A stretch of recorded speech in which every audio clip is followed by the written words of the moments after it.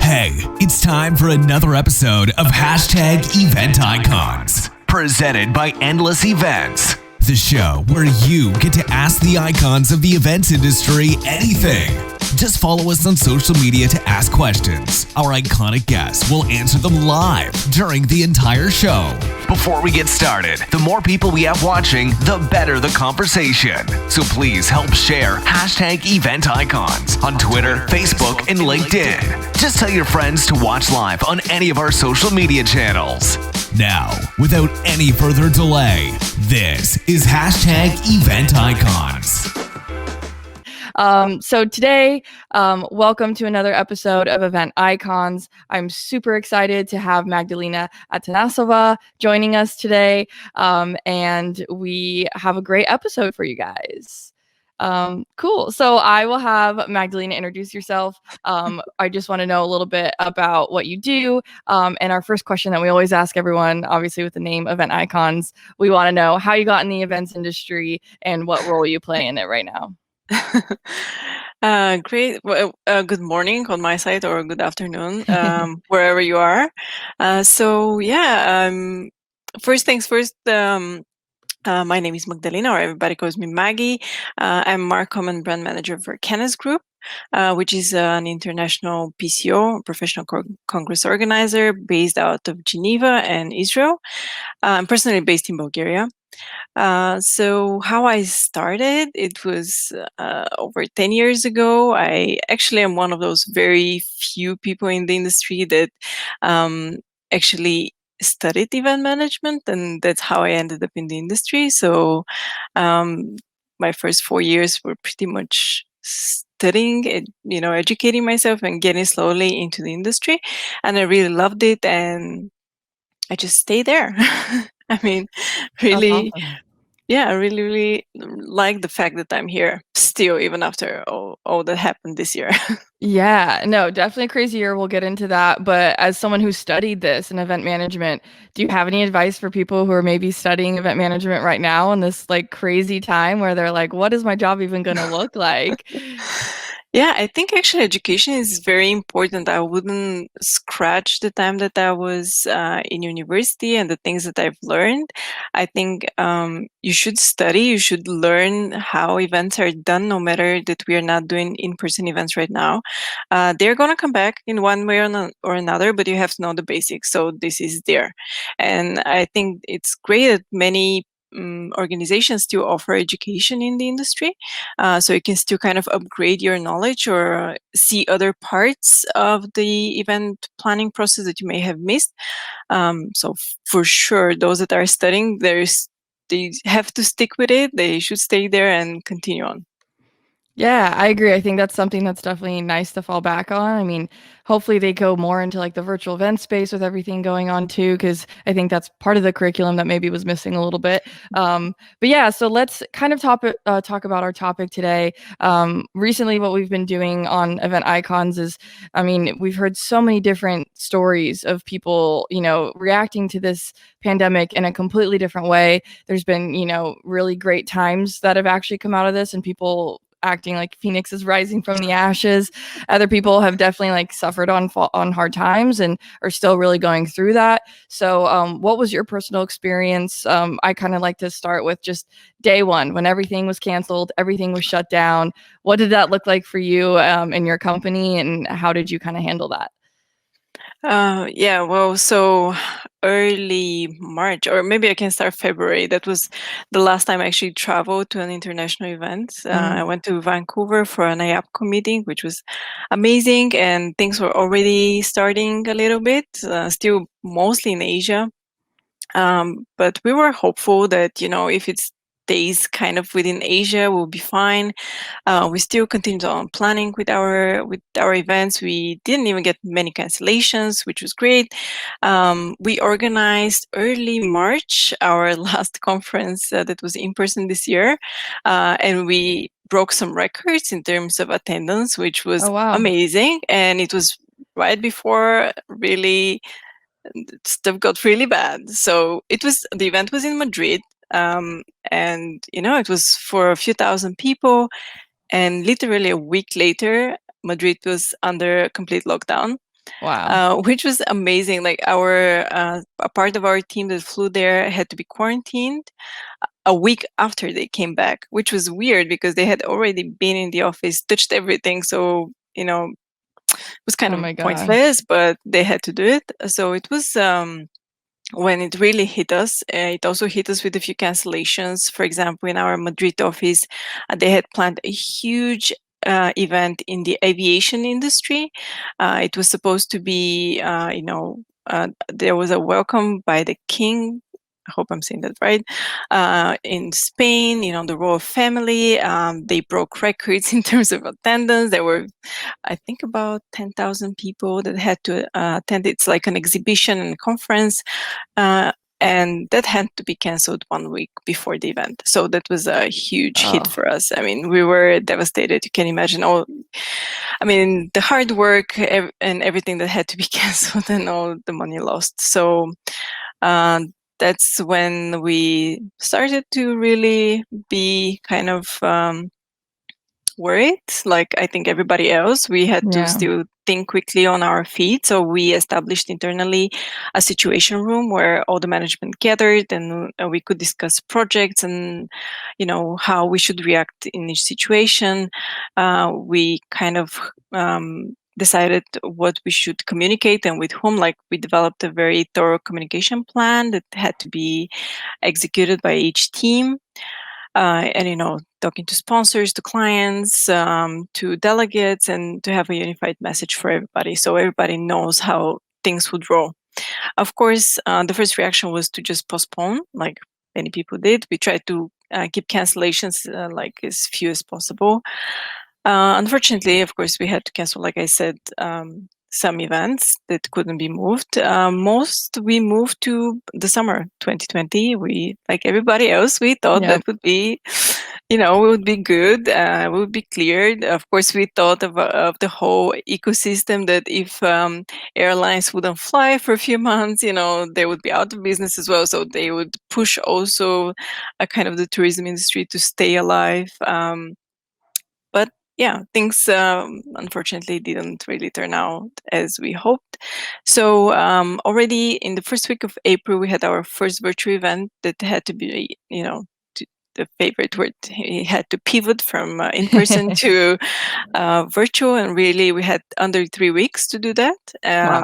So what we did was really take the program, the scientific program, and literally move it directly online. And people were really gracious with us. They understood that we don't have much time.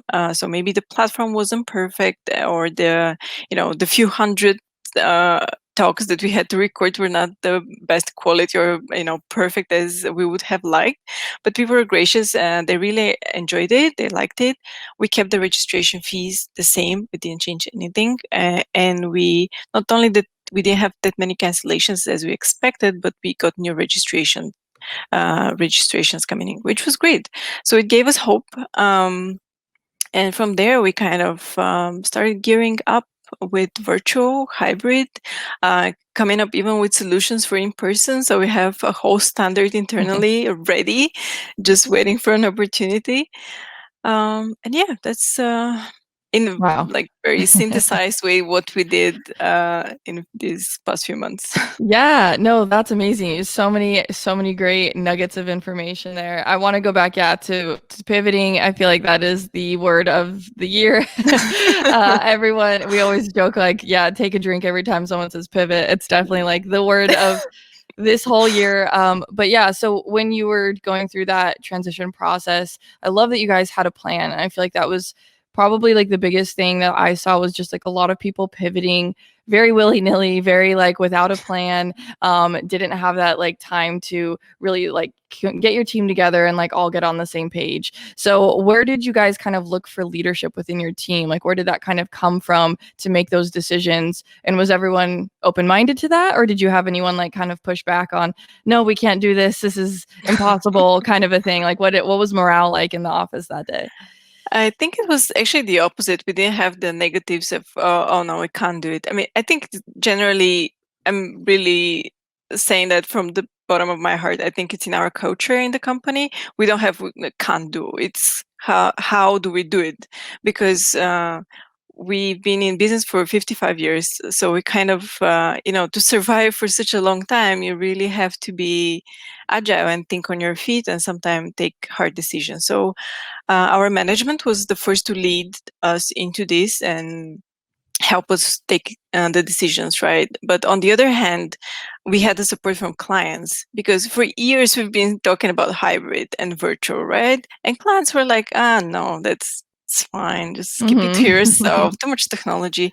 And at this stage in time, they were open. They were like, tell us what we do. Like, they were finally open to listen to professional Congress organizers, which was for us, a very aiming moment.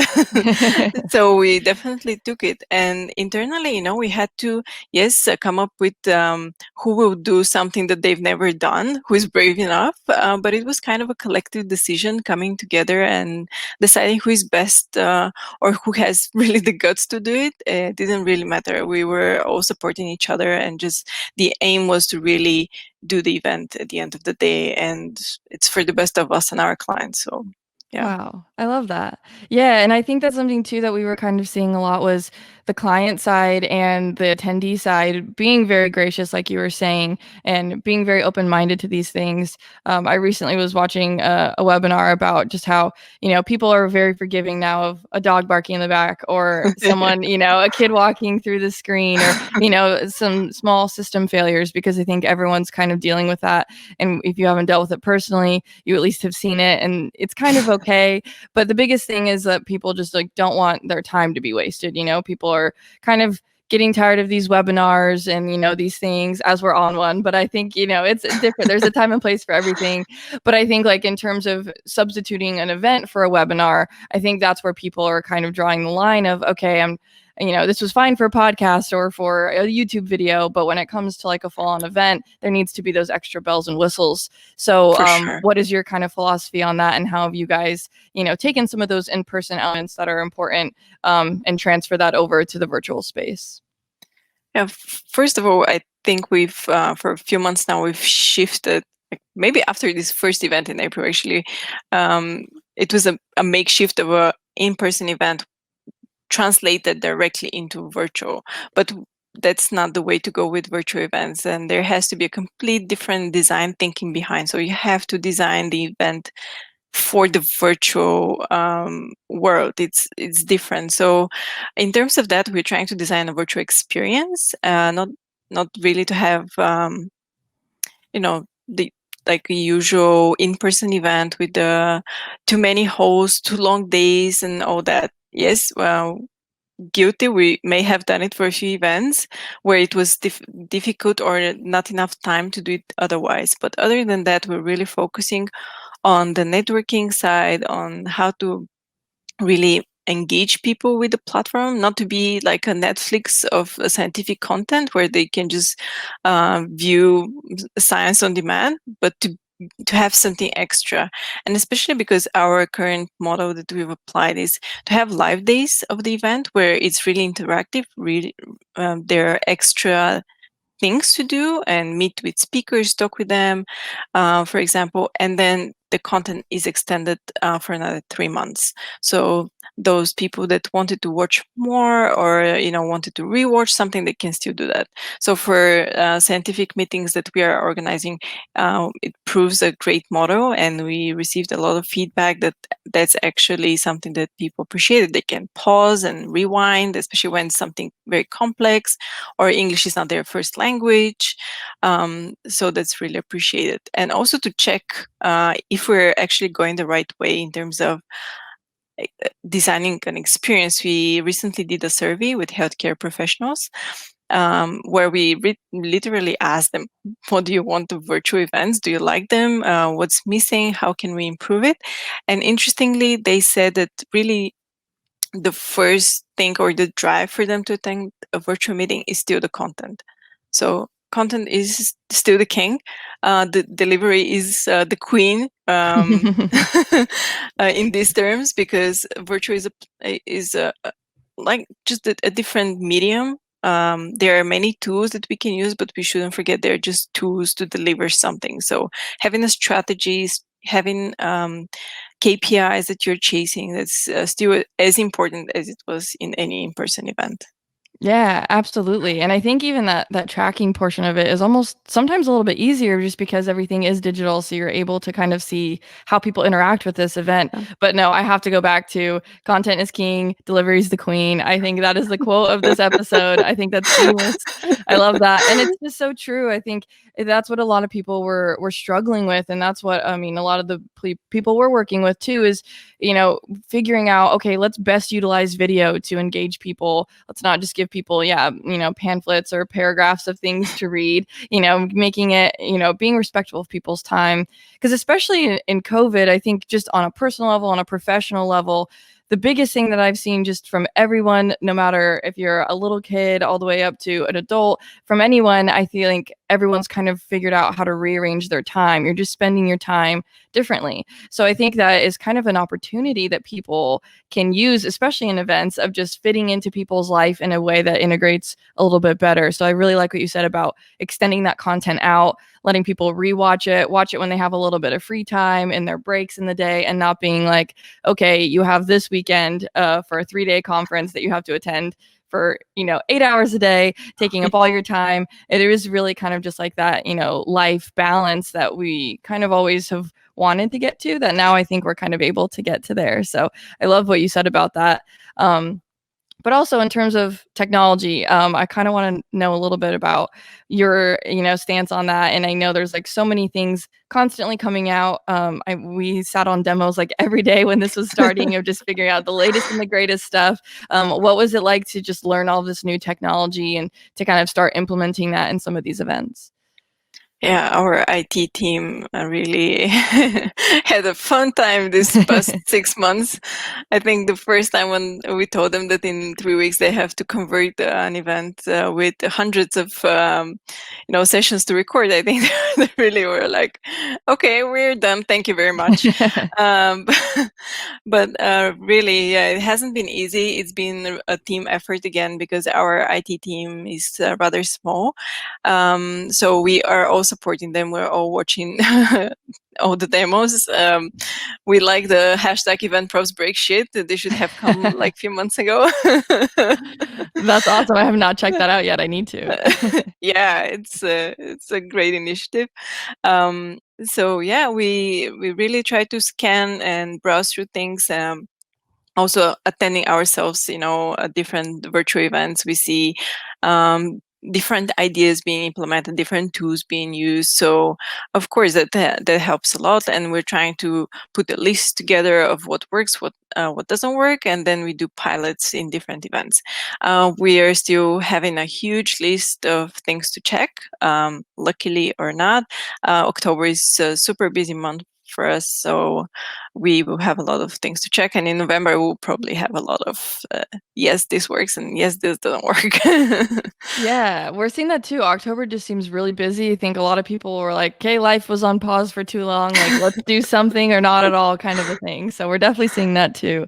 Yeah. So in trying to like forecast out, I know it's really hard even thinking, you know, if we were asked this question last year, I don't think anyone would have gotten it right. But what do you think that the next year of events is going to look like? What do you think our future holds? And maybe in the next year, but also maybe the next decade? Because I think that's what's really exciting too, is just looking at how fast that technology has evolved. I can only imagine what it's going to be like in the next 10 years. What are your thoughts on that? Well, for next year, most probably predominantly virtual, unfortunately. We're thinking also, of course, different kinds of hybrid will be happening, multi-hub or one hub, depending on the client and what they want or what they want to achieve. But for 2021, probably virtual will be the answer. It's unfortunate, but we don't know. And with the current situation that we're seeing now, with you know, cases rising in different countries, it looks like 21 will be challenging as well. I hope actually it will be just flu season and then we'll figure it out. But you know, it's like anybody's guess.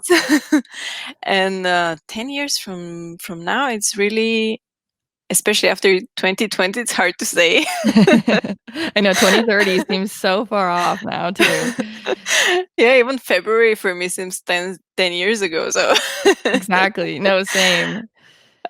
So yeah, I really think that this period has helped us at least to open up some conversations with clients for them to be less afraid of technology.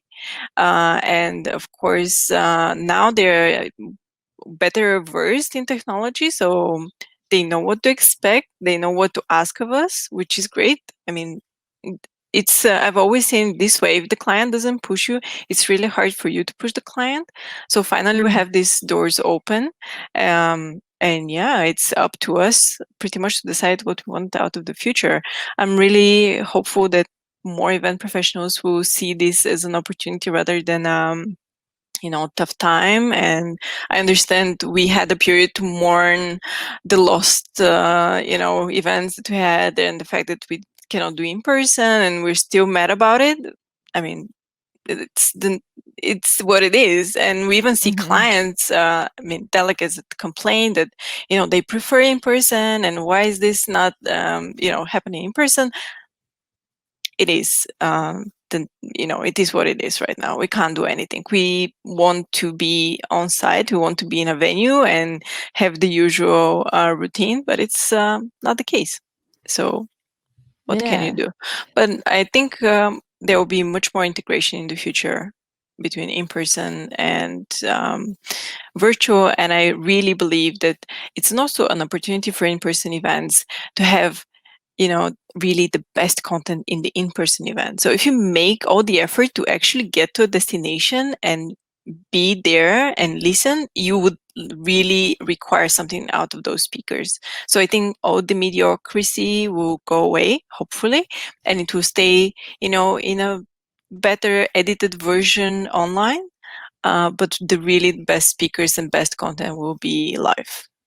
Yeah. I so agree with that. Yeah, think about that. Just like that seems kind of just not even okay anymore, not even acceptable in the events world. Of just, there's been a few times at conferences where you're just like sitting in a chair waiting for like, okay, when is this guy going to be done? Like, I'm ready to move on. I want to go to lunch. And now, it's like if someone feels that way, it's so easy to just go to the corner, click exit, and just be done with it. So I definitely think you're right. And this necessity to kind of learn and have technology thrust upon us, I think, is a really interesting thing. But like you said, I think it's going to open the door and make people really aware of this technology that's out there. I think there's a few event planners, like very old school planners, that were kind of avoiding the technology area. But now it's like there's no option to do that. So it's you either got to learn it or you're going to fall behind. So what is some of the newer like technology that you've been really excited about to kind of implement in these virtual spaces? It's an interesting question. I don't think I have had something that I've been looking forward to. I mean, I'm excited to test different systems and see different functionalities. But I can't really pick something to say. I mean, as everybody else, I'm curious about improving networking and improving exhibition spaces. But I can't say I've seen something that really struck like, wow, okay, that answers the question. But there are definitely a few interesting tools out there. I think they just need time to be perfected or to find that little niche that they really satisfy a need that we have. Yeah. No, I think that's fair. I think we're seeing a lot of mediocrity kind of in this platform space of they do the job, but maybe not the exact job that we want. And, they're kind of made for events, but not like really. Like if I think if an event planner made a platform, it would look a lot different, to be honest. So I think we're kind of seeing that of just like there's some really cool one-off things or a technology that does something really well, but we haven't really seen the thing that kind of does everything yet. So I think a lot of people would agree with you there that there's nothing that's really been like, wow. But we do have a question, actually. Paul Cook, thank you for listening and watching. He asked, but do clients say they prefer in person because they haven't experienced other event delivery such as virtual? What would you say to that? Actually, it was a comment from delegate. not from a client. So yes, clients in the past, they had this fear exactly because they had never experienced virtual or hybrid for that matter. So of course, in the past, it was hard to bring it up. Even showing examples, case studies with other clients of ours, they would have still the same reaction of being, no, it's not for us, or it's it's not for our budget. But right now we are hearing it a lot from delegates, even though they're, I think it still depends. Is it their first time attending a virtual event or not? Some that are getting a little better versed, they know what to require of us, and they're demanding. And by the way, on your comment about if an event planner was to develop a platform, it would look different. I think I agree with you, but at the same time, seeing what the comments are about the platforms that we're using, the comments are really great. Like Oh, good. I would, there was this event that we used with a 3D little figures walking. They're not avatars of delegates, right? But they're just like 3D animations walking. And I thought that was really cheesy, right? And I was thinking, I don't need that in a platform. I just need the functionality there. But then we saw a whole conversation starting and a whole Twitter thread that was super hilarious, and people really enjoyed themselves. So I was like, okay, if it's a conversation started, then we should definitely keep it. And then we saw it recurring in other events. I was like, okay, maybe me as an event professional have a little bit of a twisted view than actually delegates that they are experiencing that for the first time. Wow, that's actually a really good point. I really like that because I do think, yeah, I mean, and people are just so different too. I mean, there could be someone that goes to an event and they think, yeah, the ice sculpture in the corner is tacky, or, one of the presenters, there's just something is tacky, but that could also be another person's favorite part of the event. So I think, yeah, kind of maybe moving forward, getting that feedback or that real time, surveys or sending out like, hey, is this something that you enjoyed, is really powerful information to have. And especially now that it's taking place on the virtual space, you can see those conversations and rather than just someone turning to their friend and being like, hey, that's kind of cool, you're able to actually see that written out in type form of like, wow, this is actually really awesome. So getting that real-time feedback, that's something I never even thought of before. So wow, that's like really good insight. Yeah. I love that. Yeah, cool. So just to kind of wrap it up, if there was some piece of advice that you could give to people who are either navigating this digital space or just to any event planner out there right now facing really crazy times, what would you say to them and what kind of advice would you give? I would just tell them to be brave. I know it's a hard time, and I know everybody sees it in a different way. So I would never undermine an event planner that's really having a hard time can see kind of the opportunities in the situation, and others that are more privileged have this kind of insight. But yeah, just be brave. Talk to other event planners. I think the community has really opened up even more. I've always loved our event planners community because we're always so open to talk to each other, no matter that we are competing for the same business. So just talk to someone. It doesn't matter. Like, I'm based in Bulgaria. The event planner scene here is not as big, but still I managed to find people to talk to and kind of be inspired by them and their actions. And it can be really small things that we do, but we have to do it together to really come out of this. And I think it's been great to have this effort across the whole stakeholder circle, from hotels to aviation to, the airlines. Everybody is really coming together to save the business, which is amazing.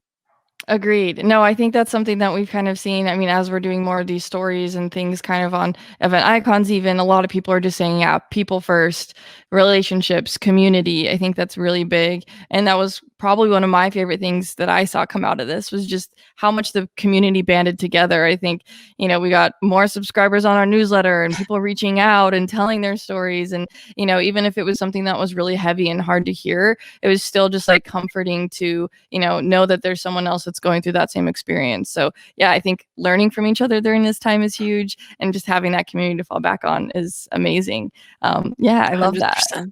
Yeah. Any final words about anything virtual or anything else that you want to share with planners?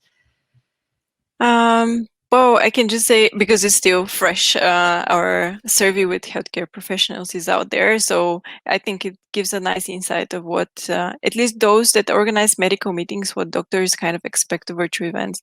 For us was a great insight, and we're happy to share it with anybody out there. So yeah. Take a look.